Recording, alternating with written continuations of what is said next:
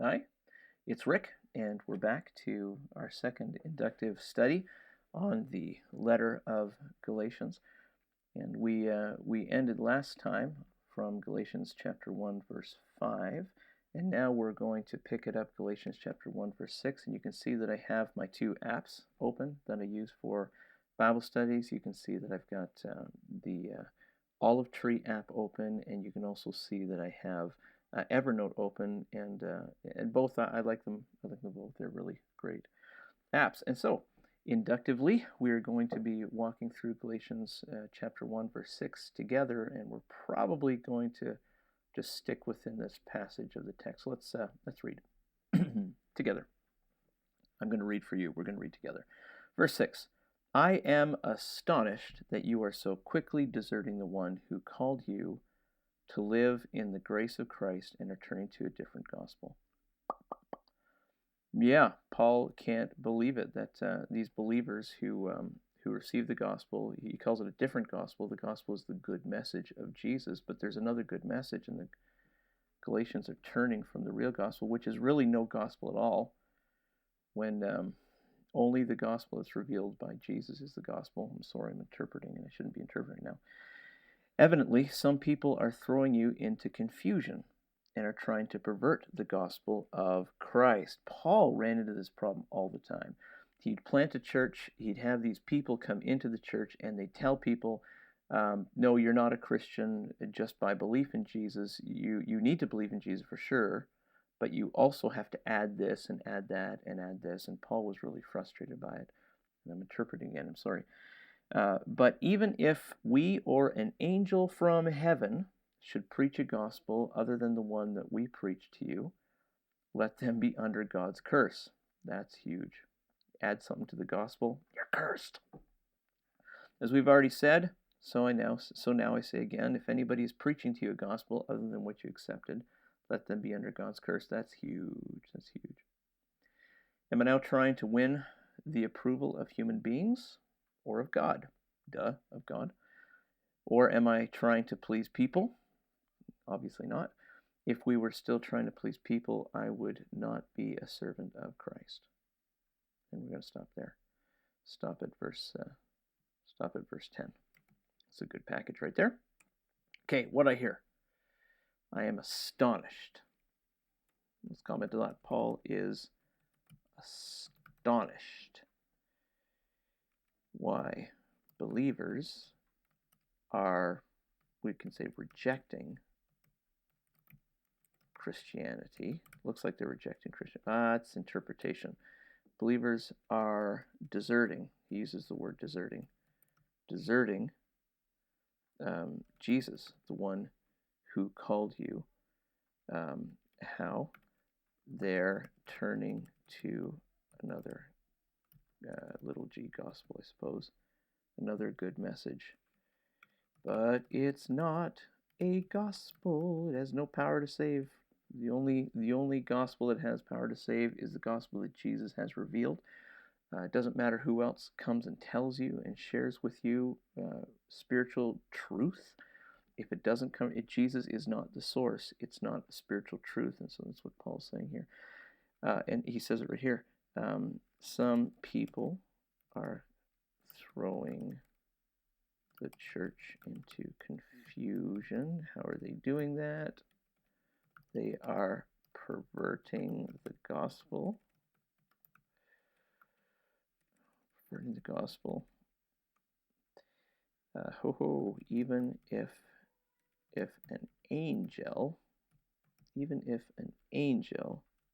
shared,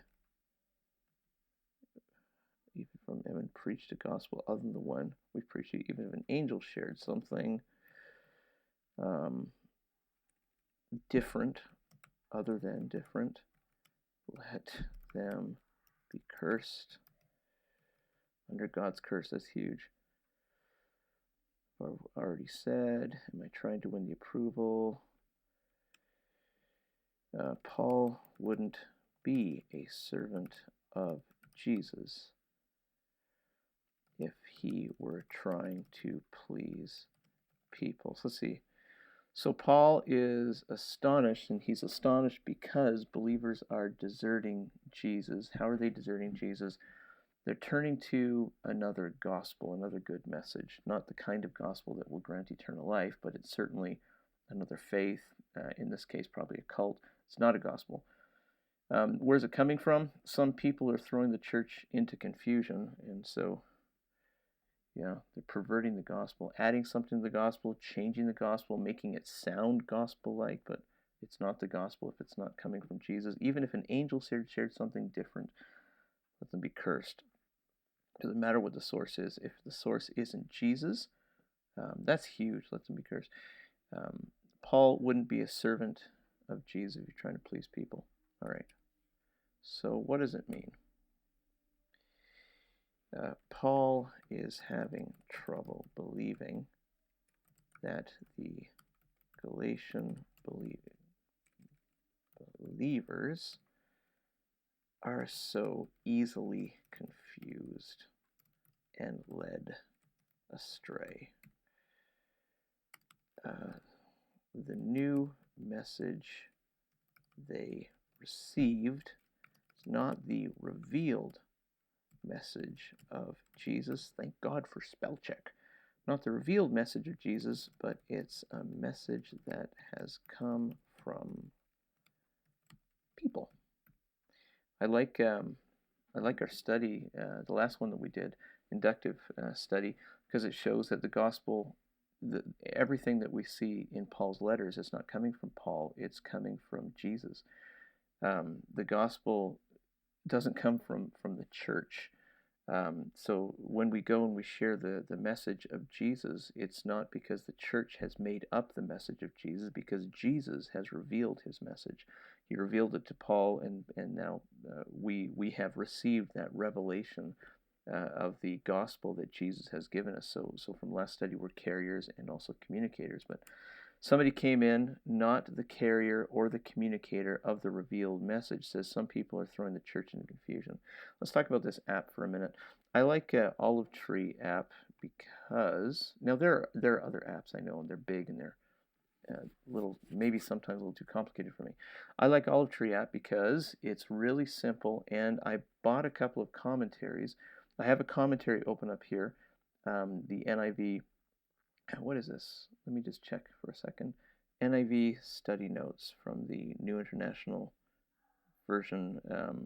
It's the Study Bible, New International Study Bible, coming from Olive Tree app. Okay, so verse 7 here.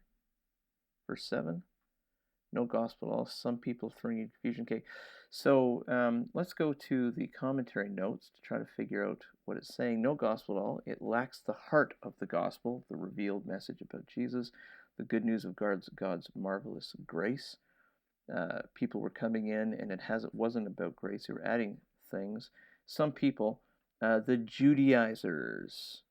And if I wasn't recording this, I would go introduction, occasion, and purpose, looking at the Judaizers. And here's what I know based on previous studies using this app. I know that the Judaizers were a group of people who were coming into Paul's churches that he had planted, that he had taught at, and they're saying that the gospel isn't just faith in Jesus. Forgiveness by faith in Jesus, belief in Jesus, isn't all that's needed. They were coming in and they're saying, in addition to faith in Jesus, you also need to be circumcised. Can you imagine the altar call Sunday morning saying, okay, everybody, anyone who wants to place their faith in Jesus, please raise your hand, and I'm going to lead you in the sinner's prayer. Jesus, please forgive me. Thank you. And now if you'll come forward to the altar, I've got this little device here. We're going to do a little snip, snip, and then you're actually believers.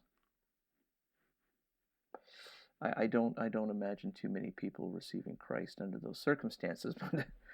So that Paul is up against not a single one. Paul is up against some Judaizers that are perverting the gospel and adding old covenant law to Christianity, and Paul's saying, forget that. So what does it mean? People were confusing the gospel by adding things to the message. Judaizers. I'm not, that doesn't look right. Judaizers were adding to the gospel, telling people that following parts of the Old Testament law were required for salvation, and they were falling. And the Galatian believers were falling for it. Paul has some strong words against such people. They are under God's curse. You know, I can think of some people, I can think of some organizations that have added to the revealed message of Jesus, and they make the gospel something other than the gospel. The gospel, the good message about Jesus is believe in Jesus for the salvation of your soul. And we learn that in Romans, actually, that faith in Jesus, when we believe in Jesus, we're forgiven and we are credited righteousness based on our faith in Jesus, not about anything that we can actually do. It's ludicrous to think that we can do something physical to affect a spiritual reality that we just can't touch. So Paul says, let them be under God's curse. What else does he say? Paul warns his readers, which includes us, to be to use a strong filter on all spiritual content, ensuring that the source is Jesus and the content is the pure gospel. Everything else should be rejected as cursed. All right. What do I have to do about this information? What do I have to do? I have no idea what accent that is. It just comes out. What do I need to do about this information? What do I have to do? I need to be sure that I filter all spiritual content. I need to make sure that Jesus is the source of all spiritual content that I choose to receive, I choose to embrace. I receive lots of stuff. People just talk at me and they just blurt stuff to me and they say it's spiritual content. But so I'm going to receive a lot, but I need to filter that and only embrace what's coming from Jesus. So I need to make sure that Jesus is the source of all spiritual content that I choose to break. Make sure that I filter all spiritual. The spiritual content needs to be pure gospel and nothing else. What else? I think I need to be gracious towards those who have fallen for something else. I need to make sure that I only communicate what has been revealed by Jesus and not add my own ideas to the revealed Word of God, the Bible. All right. I can stop there. Summary. The loudest thing I'm hearing is... What's the loudest thing you're hearing? When you do your own inductive studies, you may come up with different ideas, different conclusions than me. That's okay. You're allowed to. Inductive studies, you don't get it wrong as long as you stick to the text. So you might come up with something different than me. Probably will. The loudest thing I'm hearing is filter content, ensuring the content is the revealed truth from Jesus.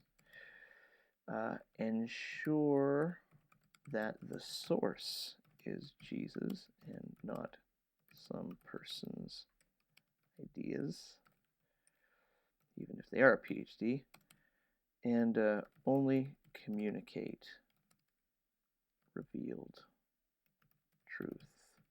I say revealed a lot. There's no way that we could know anything about God unless God chose to reveal it to us. So the highest revelation from God is Jesus, God in the flesh. God revealed who he was to us by becoming a man so we could see him and interact with him. The second highest revelation is the Bible. Because God has revealed himself through the inspiring people to write about him. That's the only way to know any kind of personal content about God. So through the revelation, the Bible is the revelation of who God is, what he likes, what he doesn't like, his will, and who we are really in relation to him. Okay, so the loudest thing I'm hearing is filter content, ensuring the content is the revealed truth from Jesus, ensure that the source is Jesus and not some person's ideas, only communicate revealed truth, pray. Jesus, please help me to be careful about the books I read and all the content I consume. Help me to ensure that it's from you before I embrace the content. And help me to only communicate revealed truth. Amen. That's a big deal. I bump into this a lot at church. People will come to me, church people, believers will come to me with a new book, a new magazine, new content that they've seen on YouTube or some other location, Facebook.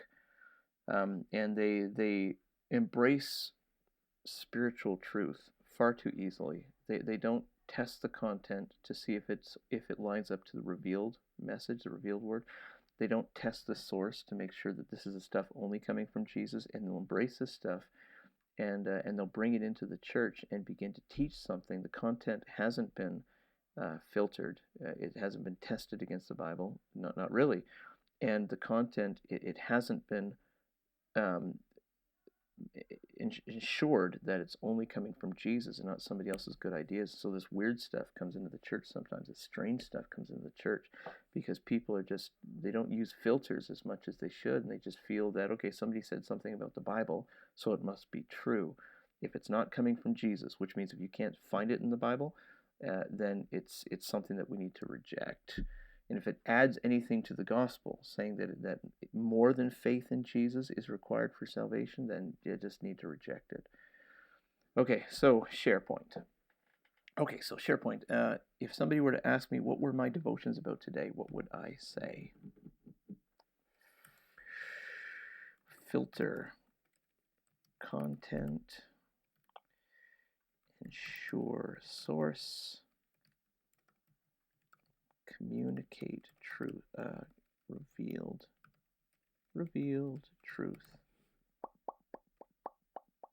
Okay, so I would tell somebody, okay, what I learned from my inductive study days, I need to filter the content, ensure the source, communicate revealed truth.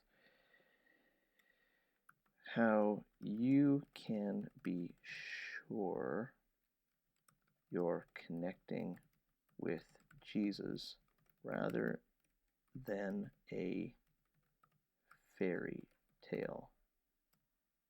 That's how you spell fairy tale. Learn something new. How you can be sure you're connecting with Jesus rather than a fairy tale. Be sure to filter the content. Make sure it's in the Bible, clearly stated.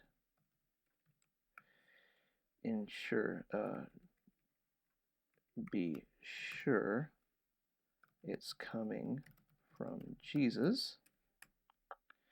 It's easy. And then be sure only to communicate what Jesus has revealed in the Bible. Yeah, okay. In the Bible. Okay, so share. What were your devotions about today, Rick? Well, let me tell you what my devotions were about today. They were about how you can be sure you're connecting with Jesus rather than a fairy tale. In order to make sure you're connecting with Jesus and you're not receiving some kind of hocus pocus stuff that sometimes comes into the church, we need to filter that stuff out, or comes from other kinds of media from online. This is how you know you're connecting with Jesus rather than a fairy tale. You need to be sure, first of all, to filter the content. And how do we filter the content? Is it in the Bible? Is it clearly stated? Or do I have to go through some kind of brain spasm in order to try to figure out what the content is saying? Make sure it's in the Bible, clearly stated. So filter content. Don't receive everything assuming that it's right. Filter content. Make sure it lines up with the Bible. Second of all, be sure it's coming from Jesus. In some, particularly with the gospel, Jesus has told us how to be saved. Jesus told us how to have a relationship with him, have fellowship with him, and get eternal life.